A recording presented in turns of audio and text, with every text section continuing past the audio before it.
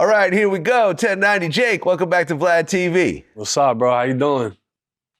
Man, a lot going on right now. Yeah. A lot going on in the world.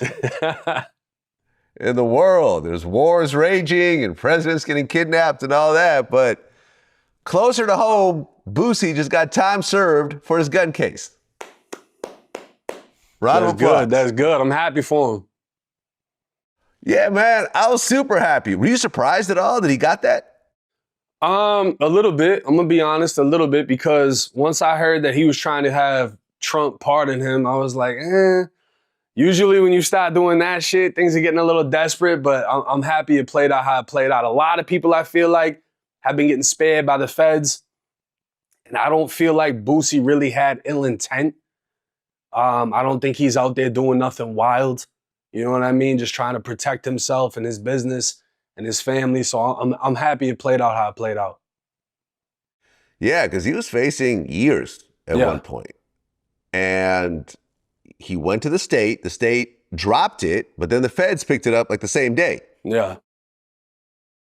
So it was crazy. And at one point, the whole thing was supposed to be dropped, but then it came back on and so forth. There was just a lot of ups and downs and uncertainty and so forth. And yeah, I felt bad for him.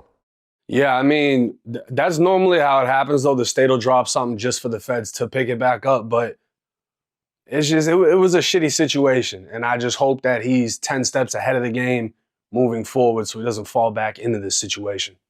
Right. Okay, so I just looked this up. Boosie was sentenced to time served, 3 years of supervised release, 300 hours of community service, and a $50,000 fine for being a felon in possession of a firearm. But he got no further jail time. Right. Does that sound about right? I mean, no. Normally, you hear people, like, I think on average, if you look up the federal statistics, it lands at around 4.5 years for felon in possession of a firearm, but it goes up to, I believe, 10. And then depending on your priors, you can get hit with the Armed Career Criminal Act. So like if you have acts of violence or drug cases, and then I believe it's like a 15 mandatory minimum. Okay, so it could have been really bad. It could have been real bad. Yeah, well, look, at this point, he's got 3 years of supervised release, which means no messing up. Right. At all. At all. Which, honestly, is not that hard to do.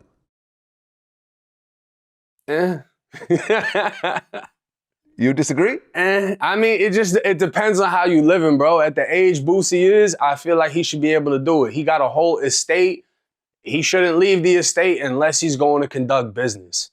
And if he's going to conduct business, he has to conduct it properly. You shouldn't have to arm yourself. You got to have other people have everything situated. You know what I'm saying? So it's like, I'm pretty sure he knows how to move like a boss. And he just ain't gonna slip up. But if he was like 24, then I'd be like, all right, that's a little different. You know what I mean? Yeah, I mean, me and him talked about it last time. And I think what it comes down to is this, is that someone like a Boosie tries to grab every dollar. That's just his mentality. Right. And I get it, because if there's money on the table, it's natural for someone to try to grab all of it. So in that particular situation, when you saw, you know, all the Crips and it's all in San Diego, you could have said, I'm not really feeling this. Let me just give them their money back and we'll just reschedule. Right? You had that choice at that point. If you felt somewhat unsafe. We always got a choice. Yeah. We always got a choice. So why not in that moment say 10, 15,000 ain't worth a potential risk? Because you don't be thinking like that at the moment, Vlad. You don't be thinking ahead of time at the moment. My show was at 9:10, landed there. You thinking that's a quick little bag, and you don't know where you be going. Yeah. You just get address, Vlad. As you get older, you start to realize there's certain money you just need to leave on the table because there's certain risks involved with that.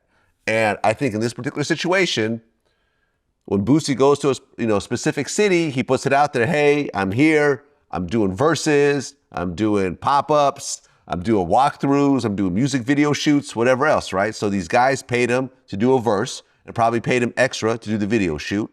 He showed up and was like, I don't know, this looks a little sketchy, but they've already paid me all right, I'll just put a gun in my back just to make myself feel a little safer because I think only one of his security showed up or something like that.